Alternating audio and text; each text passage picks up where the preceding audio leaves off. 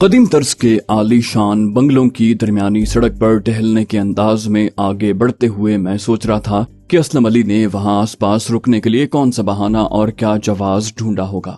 یہاں تو چائے خانے ہیں اور نہ کوئی عوامی باغ۔ بلا وجہ منڈلانے کی صورت میں وہ سرکاری بنگلوں کی چوکیداری پر تعینات پولیس اہلکاروں کی نظروں میں مشکوک ٹھہر سکتا ہے۔ میں جانتا تھا کہ اسلم علی جیسا گرگ باراں دیدہ شخص ایسی غلطی کا مرتکب نہیں ہو سکتا۔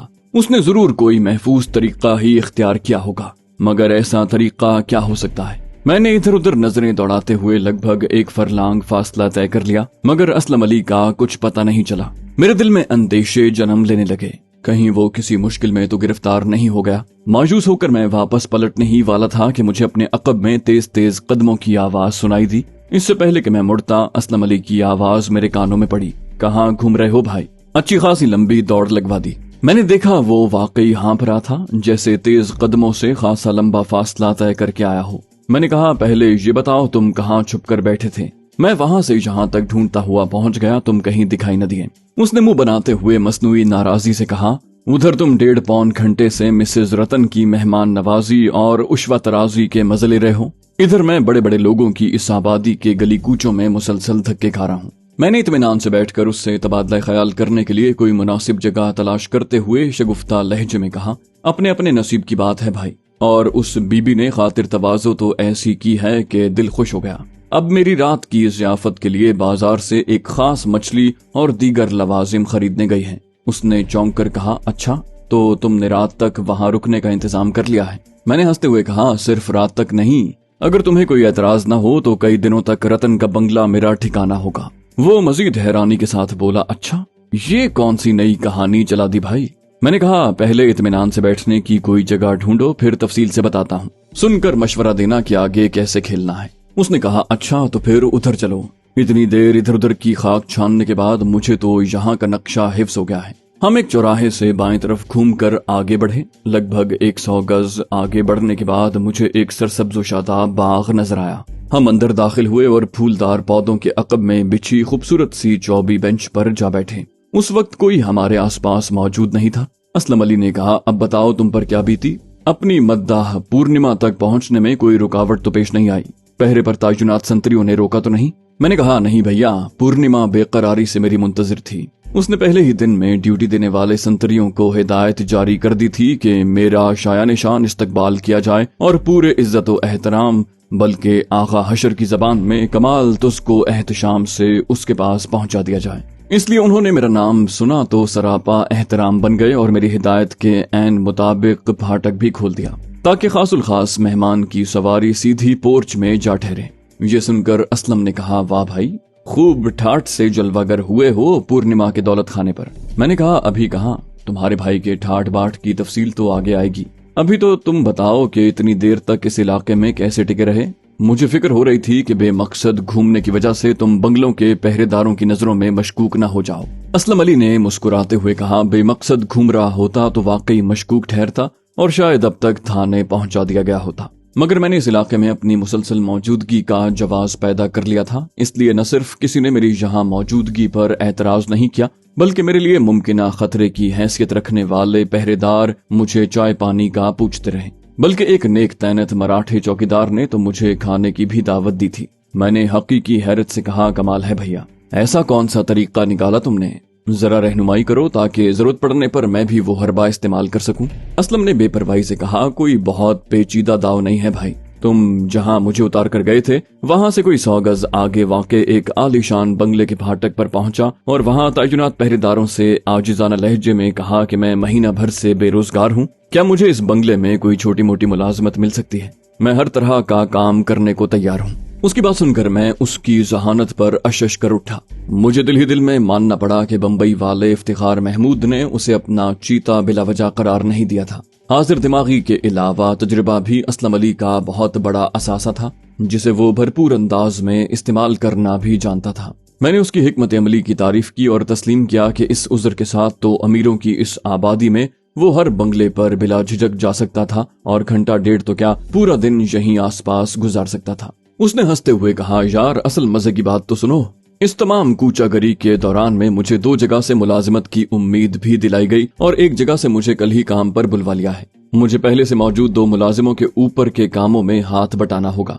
महीने के पूरे 200 रुपए पगार मिलेगी। वो बंगला इसी सड़क पर रतन के बंगले से कोई 150 गज आगे वाक़ है। मैं वहीं से निकल कर आया था कि दूर से तुम उस तरफ जाते नजर आए और मैं तुम्हारे पीछे आ गया। मैंने हंसते हुए कहा, बहुत खूब, यानी तुम अब बरसरे रोजगार हो चुके हो। वैसे मुझे तुम्हें मुलाजिमत देने वालों का ख्याल आ रहा है, कल वो बेचारे तुम्हारा इंतजार ही करते रह जाएंगे। मेरी बात सुनकर उसने झट से कहा, इंतजार क्यों करते रह जाएंगे? मैं कल सुबह ही अपना बोरिया बिस्तर समेत नौकरी पर पहुंच जाऊंगा और दिल लगाकर काम करूंगा। इन्होंने मुझे पेट भर खाना और सर छुपाने की जगह देने की यकीन दहानी करवाई है। मैं ऐसी अच्छी मुलाजिमत क्यों हाथ से जाने दूं? मैंने सवालिया नजरों से असलम अली की तरफ देखा। कहा, क्यों मजाक कर रहे हो असलम भैया? उसने मजबूत लहजे में कहा, मजाक कैसा? मैंने सोच समझ कर फैसला किया है। फिर वो संजीदगी से बोला, जरा सोचो भैया, सीधी सी बात है, तुमने रतन के घर ठहरने का जो फैसला किया है उसमें बेशुमार खतरात हैं। ऐसे में मुझे लाजिमन तुम्हारे आसपास ही कहीं मौजूद होना चाहिए ताकि किसी नागहानी सूरत हाल में बर वक्त तुम्हारी मदद को पहुंच सकूं। मैंने तो तुम्हारे रतन के घर में रुकने के खतरनाक इरादे पर एतराज नहीं किया। बराह करम तुम भी मुझे मेरे इस इरादे से बाज रखने की कोशिश न करना। मुझे उसका लहजा अटल लगा, मगर फिर भी मुझे असलम अली का इस मामूली उजरत पर मुलाजिमत करना अच्छा न लगा। मैंने उसका इरादा बदलने के लिए अपनी सी कोशिश करते हुए कहा, मगर यार तुम इतनी दूर किसी बंगले में मुलाजिमत करते हुए किसी सूरत हाल में मेरी मदद करने कैसे पहुंच सकते हो? तुम होटल में अपने कमरे में रहो ताकि जरूरत पड़ने पर मैं तुम्हें फोन करके बुलवा सकूं। असलम अली ने कहा, भाई तुम मुझे अपना फैसला बदलने पर मजबूर मत करो, हम यहाँ राब्ते का कोई तरीका निकाल लेंगे।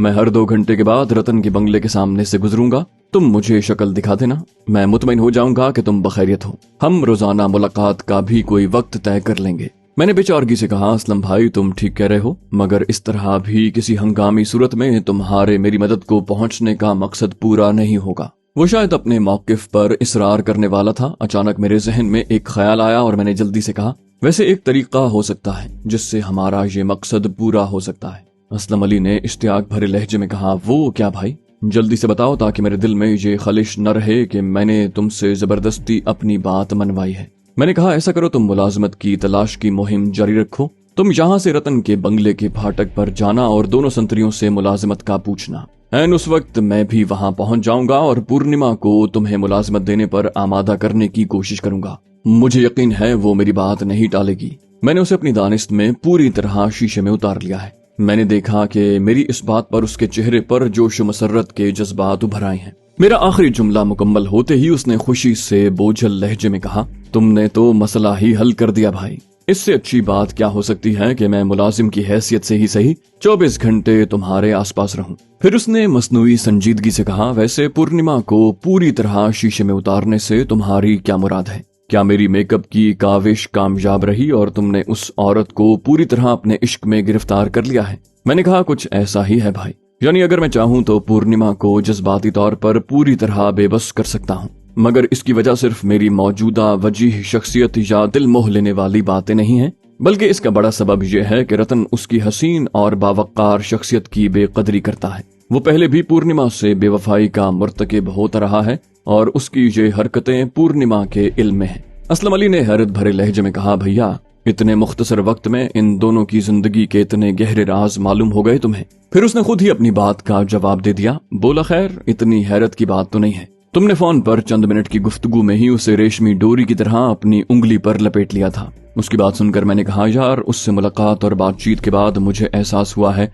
कि वो कोई कमजोर किरदार औरत नहीं है। अपनी महरूमियों की वजह से कदर करने वाले किसी हमदर्द की तरफ तवज्जो फितरी सी बात है। मैं उसके इस नाजुक जज्बाती झुकाव का बस इतना ही फायदा उठाना चाहता हूँ जितना हमारे मिशन के लिए जरूरी है। मुझे असलम अली के चेहरे पर शरारती मुस्कुराहट नाचती नजर आई। बोला, तो भाई मैं कब जोर दे रहा हूँ कि तुम उसे मुसलमान बनाकर निकाह के 2 बोल पढ़वा लो। ये मामला तुम ज्यादा बेहतर समझते हो, जिस तरह चाहो निमटो। फिर उसे कुछ याद आया। उसने कहा, वो तुम बंगले में पहुंचने के बाद के वाकयात बताने वाले थे। मैंने इस बात में सर हिलाया और फिर हद्दुल इम्कान जामे मगर मुख्तसर अंदाज में उसे सब कुछ बता दिया।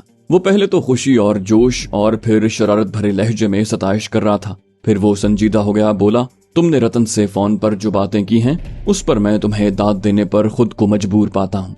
बहुत उम्दगी से उसे शिकंजे में फंसा कर बेबस किया है। मेरा ख्याल है अब वो कोई चालाकी दिखाने की बेवकूफी नहीं करेगा। मैंने असलम अली से कहा, मुझे भी यही उम्मीद है, मगर रतन बहुत घाघ आदमी है, उस पर गहरी नजर रखना पड़ेगी। अगर तुम मेरे साथ उसके बंगले में मौजूद हुए तो ये काम आसान हो जाएगा। अलबत्ता हमें अपना मकसद हासिल करके जल्द से जल्द यहाँ से रफू चक्कर होना पड़ेगा। असलम अली ने कहा, इंशाल्लाह हम जरूर कामयाब होंगे। मैंने कहा, बेशक, बस हमें किसी संगीन गलती से बचना है। हमें रब्बे करीम की तरफ से गैबी मदद भी मिल रही है, वरना रतन की बीवी की जबानी, उसके करतूत और उसके नतीजे में ब्रिगेडियर साले की बेपनाह दहशत जैसे मामलात हमारे इल्म में न आते। असलम अली ने कहा, बिल्कुल ठीक कह रहे हो भाई। बज़ाहिर रतन के गिर्द हमारा शिकंजा मजबूत है, मगर वाकई हम किसी गलती के मुतहम्मिल नहीं हो सकते। मैंने कहा, मगर मुझे हम दोनों की तवील गैर हाजिरी में ब्लू डायमंड होटल में मौजूद अपने सामान की फिक्र है। काश हमारे पास उसे मुकम्मल तौर पर महफूज बनाने का कोई तरीका मौजूद होता। असलम अली ने संजीदा होते हुए कहा, वैसे तो वो बहुत अच्छा होटल है और ऐसी वैसी किसी हरकत का इम्कान बहुत कम है, मगर फिर भी हमारे सामान की फुल प्रूफ हिफाजत का बंदोबस्त हो जाए तो हम बेफिक्र हो जाएंगे। मैंने कहा, मेरा ख्याल है कोई न कोई रास्ता निकल आएगा। तुम भी दिमाग लड़ाओ, मैं भी लड़ाता हूँ। अभी तो हमें खुद अंदाजा नहीं है कि इस बंगले में हमें कितने दिन रहना है। असलम अली ने तायद में सर हिलाया। मैंने कहा, और हाँ, ये ख्याल रखना कि रतन जी के बंगले की सिक्योरिटी काफी सख्त है। वो लोग तुम्हारे ठिकाने के बारे में पूछेंगे। तुम उन्हें कहना कि तुम भलाड़ के करीब एक गांव सीतानगर के रहने वाले हो और बम्बई में कई साल टैक्सी चलाते रहे हो। मुझे उम्मीद है तुम्हें ड्राइवर की नौकरी भी मिल सकती है। उसने मेरी हिदायत पर अमल करने का वादा किया। फिर हम दोनों उठ खड़े हुए। मैंने असलम अली को पहले जाने का मौका दिया और फिर कोई 100 गज का फासला रख कर खुद भी उसके पीछे चल पड़ा। मैं बंगले के फाटक पर पहुंचा तो देखा असलम अली पहले पहल मेरा इस्तकबाल करने वाले संतरी प्रभात से इल्तिजा आमेज लहजे में कह रहा था, भाई तुम मैडम से मेरी सिफारिश कर देना, मुझे नौकरी की बहुत सख्त जरूरत है। प्रभात ने उसकी बात नजरअंदाज करके मेरा खैर मकदम किया। मैंने उसे मुखातिब करके कहा, सब ठीक तो है प्रभात? फिर असलम अली की तरफ इशारा करके कहा, ये कौन है, क्या कहता है? प्रभात ने कदरे गुरूर के साथ कहा, नौकरी मांगने आया है भावेश जी। गुर्बत और बेरोजगारी इतनी है कि हर एक 2 रोज के बाद कोई न कोई पता करने आ जाता है। मैंने असलम अली को गौर से देखा और कहा, क्या क्या काम कर लेते हो दोस्त? मेरी बात सुनकर असलम अली ने गोया असरे नौ हौसला पकड़ते हुए कहा, घर बाहर का हर तरह का काम करना आता है मुझे, बस एक मौका दे दें सरकार, मैं आपको शिकायत का कभी मौका नहीं दूंगा। मैंने कदरे तंजिया लहजे में कहा, अच्छा सब कुछ आता है तुम्हें, कुछ पढ़े लिखे हो या नहीं? उसने पूरे एतमाद लहजे में कहा, 10वीं पास हूँ जी, माता जी नहीं मानी वरना आर्मी में चला जाता। मैं 6 साल बम्बई में भी रह चुका हूँ। ये सुनकर मैंने गोया गहरी दिलचस्पी लेते हुए कहा, ओ तो तुम बहुत पहुंची हुई चीज हो यार, क्या करते थे बम्बई में? उसने कहा, 1 साल तो सरकार इधर उधर धक्के खाता रहा, कोई छोटी मोटी मजदूरी मिल जाती तो ₹1-2 कमा लेता, वरना मंदिर से पेट भर के फुटपाथ पर सो जाता। फिर मैंने बसों में चने वगैरह बेचने और आखिर में बाबू लोगों की गाड़ियां साफ करने का काम किया। वहीं एक ड्राइवर से दोस्ती हुई तो उसने गाड़ी चलाना सिखा दी और मैं 3 साल टैक्सी चलाता रहा। मैंने मजाक उड़ाने वाले लहजे में कहा, 4 पहियों वाली गाड़ी तो खैर तुम जैसी भी चलाते हो, बम्बई में रहकर तुमने जबान चलाना खूब सीख लिया है। जब बम्बई में जम गए थे तो फिर यहाँ धक्के खाने क्यों आ गए? कोई वारदात तो नहीं कराए वहाँ? उसने मेरी बात सुनकर कानों को हाथ लगाए बोला, मैं ऐसी किसी हरकत के बारे में सोच भी नहीं सकता सरकार, जिस तरह कहो यकीन दिलाने को तैयार हूँ। 6 माह पहले गांव में अम्मा बीमार पड़ गई थी तो बापू ने तार देकर बुलवा लिया। फिर अम्मा का देहांत हो गया तो 6 महीने गांव में ही रुक गया। फिर बापू ने शोर मचा दिया कि इतनी उम्र हो गई है अभी तक घर नहीं बसाया। उसकी बात न मानता तो वो झक्की बुढ़ा मेरा सर फोड़ देता या अपने आप को फांसी दे लेता, मगर जमा पूंजी खत्म हो चुकी थी। इस पर बापू ने कहा, ब्याह के लिए धन जमा करो, मगर अब बम्बई जाने का जिक्र भी न करना। अब मजबूरी में नौकरी ढूंढता फिर रहा हूँ, मगर जान पहचान न होने की वजह से कोई भरोसा नहीं करता। मैंने कहा, भाई कभी कोई छोटी बात भी कर लिया करो, बोलते हो तो रुकने में नहीं आते। अच्छा ये बताओ, क्या वाकई अच्छी तरह गाड़ी चला लेते हो? उसने इस बात में जोर जोर से गर्दन हिलाई। मैंने कहा, चलो मैं तुम्हारे लिए पूर्णिमा जी से बात करता हूँ, मेरा ख्याल है उन्हें घर की गाड़ी के लिए ड्राइवर की जरूरत होगी, मगर मैं साफ साफ बता दूं, तुम्हें घर के और काम भी करने पड़ेंगे। उसने पुरजोश लहजे में कहा, बस वक्त पर पगार मिल जाए सरकार, मैं बगैर थके काम करने वाला आदमी हूँ। इस पर मैंने प्रभात को कहा कि इसे अपने पास बिठा लो, पूर्णिमा जी आ जाएं तो मैं इसे इंटरव्यू के लिए बुलवा लूंगा। संतरी ने अजीब बेजारी से हाँ में गर्दन हिला दी। असलम अली ने निहायत पुरजोश अंदाज में मेरा शुक्रिया अदा किया और खुशी खुशी एक तरफ बिछी बेंच पर बैठ गया। मैंने बंगले की मरकजी इमारत की तरफ बढ़ते हुए देखा कि दोनों संतरी खुसूसन प्रभात उसे खुशमगी नजरों से देख रहे हैं। ताहम मुझे यकीन था कि असलम अली अपनी चर्ब जबानी से उन्हें कुछ ही देर में राम कर लेगा। लगभग पौन घंटे के बाद पूर्णिमा और भानव लौट आए। वो इतना सामान समेट लाए थे कि नहीफ भानव उसका बोझ बमुश्किल उठा पा रहा था। मैंने पुरजोश अंदाज में पूर्णिमा का खैर मकदम किया। भानव के बावर्ची खाने की तरफ जाने के बाद मैंने कदरे शिकायती लहजे में कहा, लगता है आप तो पूरा बाजार खरीद लाए हैं। इस गर्मी में इतनी मुशक्कत उठाने की क्या जरूरत थी? जरा आईने में खुद को देखिए, पसीनों से बुरा हाल है। उसने थके थके से लहजे में कहा, क्या करूं, मजबूरी है। भानव की खरीद की गई चीजें मुझे पसंद नहीं आती और इतना सामान उठाए बाजार में एक दुकान से दूसरी तक जाना मेरे बस की बात नहीं। मैंने लहजा हमदर्दाना बनाते हुए कहा, ये तो आप ठीक कह रहे हैं, मगर ये तो देखिए कि इतना बोझ उठाना अब बेचारे भानव के बस की बात नहीं है। अब तो ये बावर्ची खाने में खाने ही पका ले तो गनीमत है। पूर्णिमा ने मेरे सामने बैठते हुए कहा, आप ठीक कह रहे हैं। वैसे मैं इतना सामान एक साथ नहीं खरीदती। आप आए हैं और इत्तेफाक से हफ्तावार खरीदारी के भी यही दिन है। मैंने कहा, अजीब इत्तेफाक है। अभी कुछ देर पहले एक शख्स आपके पहरेदारों से घरेलू नौकरी का मालूम करने आया था। मैंने उससे बात की तो वो मुझे काफी मेहनती, समझदार और माकूल लगा। सबसे अच्छी बात यह है कि वो बम्बई में कुछ साल टैक्सी ड्राइवर रह चुका है, इसलिए उम्दगी से गाड़ी चलाना जानता है। मैं उसे अपने साथ बड़ौदा ले जाना चाहता था, मगर अब मेरा ख्याल है कि आपको उसकी ज्यादा जरूरत है। वो प्रभात के पास बैठा है, आप कहें तो बुलवा लूं। पूर्णिमा ने मेरी बात गौर से सुनी और फिर कदरे तवक्कुफ के साथ कहा, एक नौकर की जरूरत तो है मुझे, मगर उसे मुस्तकिल तौर पर यहीं रहना पड़ेगा। क्या वो मान जाएगा? मैंने कहा, मेरा ख्याल है जरूर मान जाएगा। 10-12 दिन में एक बार घर जाने की इजाजत दे दीजिएगा। बता रहा था कि भलाड़ के करीब सीतानगर नामी किसी गांव का रहने वाला है और सख्त जरूरतमंद आदमी है। पूर्णिमा ने कहा, ठीक है, अगर वो घर के काम के अलावा ड्राइविंग भी जानता है तो वाकई हमारे काम का है। मैं गुस्ल के लिए जा रही हूँ, आप उसे बुलाकर बात कर लें, मगर उसे बता देना कि उसे भानव का हाथ भी बटाना होगा और मैं 300 रुपए से ज्यादा पगार नहीं दे सकती। हाँ, खाना पीना, रहना सहना, कपड़ा लत्ता मुफ्त होगा। हम उसे रिहायशी क्वार्टर दे देंगे। मैंने दिल ही दिल में खुश होते हुए कहा, आप फिक्र न करें, मैं उससे सब मामला तय कर लूंगा। मगर क्या रतन जी से इजाजत लेने की जरूरत पड़ेगी? उसने मगरूर लहजे में कहा, ऐसे मामलात की मैं उसे सिर्फ इत्तला देती हूँ। वैसे भी हमें नौकर की जरूरत तो है। अगर वो शख्स वाकई मुनासिब है तो रतन उसे कबूल कर लेगा। मैंने दिल ही दिल में खुश होते हुए कहा, ठीक है, मैं बुलवाता हूँ। आप बस जल्दी से ताजा दम हो जाएं। इस वक्त मुरझाया हुआ सा गुलाब लग रही हैं आप। मेरी बात सुनकर उसने मुझे गौर से देखा और दिल फरेब अंदाज में मुस्कुराई। फिर एक अदा से जुल्फें झटक कर अपने कमरे की तरफ चल दी। मैं दाखिली दरवाजा खोलकर बाहर निकला और 20-25 कदम चलकर पुख्ता रास्ते के मोड़ पर पहुंचा। असलम अली उसी तरफ देख रहा था। मैंने उसे हाथ के इशारे से आने को कहा। दोनों संतरियों से इजाजत लेकर वो तेज तेज कदमों से मेरी तरफ बढ़ा। वहीं खड़े रहकर उसका इंतजार करने की बजाय मैं मरकजी दरवाजे की तरफ सुस्त कदमों से चल दिया। कुछ ही देर में असलम अली मेरे पास पहुंच गया और बेताबी से सवाल किया, काम बन गया भैया? मैंने मुतमईन लहजे में कहा, हाँ, बहुत उम्दगी से।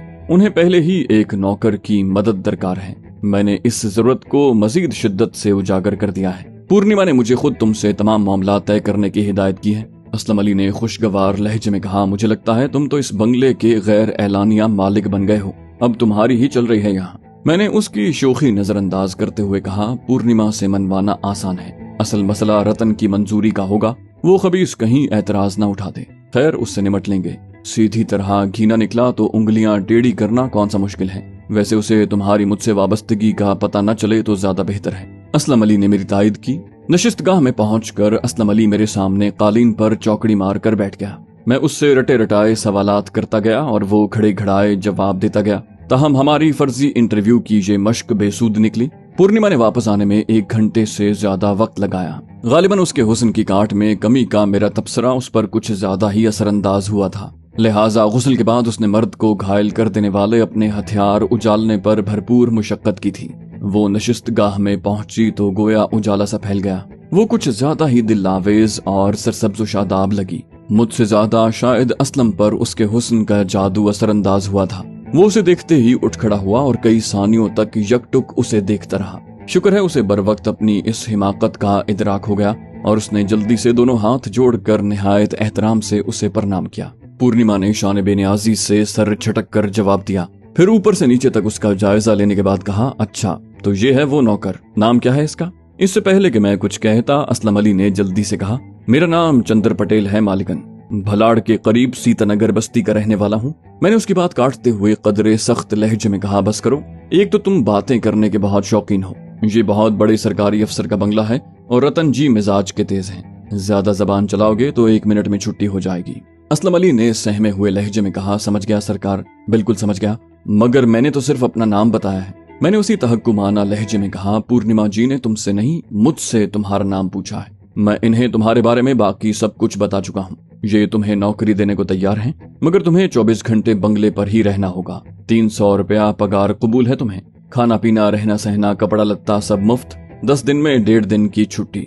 असलम अली ने कहा, मुझे मंजूर है, मैं साहब और मेम साहब को किसी शिकायत का मौका नहीं दूंगा। मैंने अब पूर्णिमा को बोलने का मौका दिया। उसने उसी बेनियाजाना लहजे में कहा, तो ठीक है, कल सुबह सवेरे अपना बोरिया बिस्तर समेट कर यहाँ पहुँच जाओ, मैं तुम्हें अपने बावर्ची से मिलवा देती हूँ। तुम्हें उसका हाथ बटाना है और तुम उससे खाना पकाना भी सीखोगे, मगर तुम उसके हुक्म के पाबंद नहीं हो। इसके अलावा तुम्हें घर और बाहर के सारे काम भी करने हैं। असलम ने कहा, जैसा आपने कहा मैं वही करूंगा, आपका हुक्म हो तो मैं अभी काम पर लग जाता हूँ। पूर्णिमा ने तेवरी चढ़ाकर कहा, नहीं, तुम अभी जाओ और जहाँ ठहरे हुए हो वहाँ बता कर आओ कि अब तुम्हें अपना ठिकाना मिल गया है, वरना तुम कल फिर वहाँ जाओगे। असलम अली ने ताबेदारी से सर हिलाया और फिर हम दोनों से इजाजत लेकर खुशी खुशी चल दिया।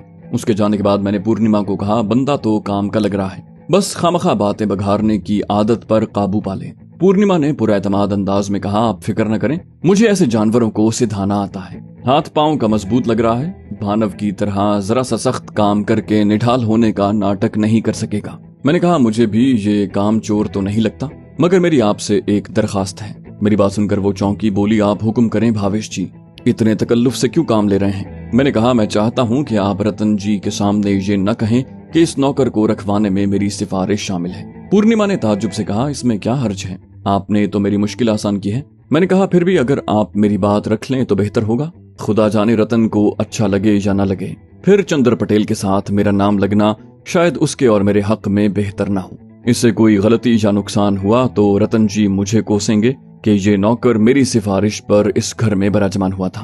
पूर्णिमा ने नरम लहजे में कहा, अगर आपकी यही मर्जी है तो मैं आपकी हिदायत पर अमल करूंगी। अब मुझे कुछ देर के लिए इजाजत दें, मुझे शाम की चाय का एहतमाम करना है और रात के खाने के लिए भी भानव की रहनुमाई करनी है। मैंने शरारती लहजे में कहा, लगता है आज रात मैं यहाँ से रुखसत हूँगा तो मेरा वजन कम से कम 3 सेर बढ़ चुका होगा।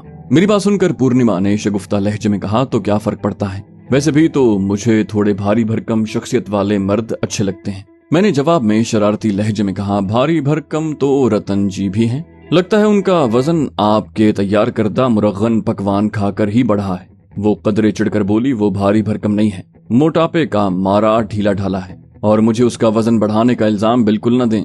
वो शादी के वक्त भी लगभग ऐसा ही था, और मैं नहीं समझती कि 2-4 दिन के मुरगन खानों से आप जैसे कसरती बदन पर चर्बी चढ़ सकती है। फिर वो कदरे जज्बाती लहजे में बोली, और जहाँ तक आपका ताल्लुक है, मैं बता नहीं सकती कि आपकी खातिर मदारत करके मुझे कितनी खुशी मिल रही है। आपसे बातें करके अलग लुत्फ आ रहा है। मुझे कहने दीजिए कि आप बहुत ही खुश मिजाज और जिंदा दिल इंसान हैं। बहुत दिनों के बाद मेरी जिंदगी में ऐसी खुशगवार तब्दीली आई है। मैंने हंसते हुए कहा, मेरी इतनी तारीफ न कीजिए कि मुझे खुद पर गुरूर होने लगे। वैसे सच बताऊं तो मुझे आपकी रफाकत में गुजरता ये वक्त बहुत अच्छा लग रहा है, और आपसे गुफ्तगू भी हर लम्हा एक यादगार तजुर्बा साबित हो रही है। मैंने जहानत, खुश मिजाजी और हुस्न का ऐसा बेहतरीन इम्तिजाज पहले किसी खातून में नहीं देखा। रतन जी वाकई बहुत खुशकिस्मत हैं। मुझे लगा कि मेरी बातों से उस पर सुरूर सा छा गया है। अपनी तारीफ हर इंसान को अच्छी लगती है, जबकि मैंने मुबालगे से जरूर काम लिया था, वरना उसमें ये खूबियां बहरहाल मौजूद थीं। उसे खुद भी एहसास होगा कि मैं सिर्फ उसे खुश करने के लिए ये लफ्फाजी नहीं कर रहा। वो बावर्ची खाने की तरफ रवाना हुई तो यूं लग रहा था जैसे हवा में उड़ रही हो।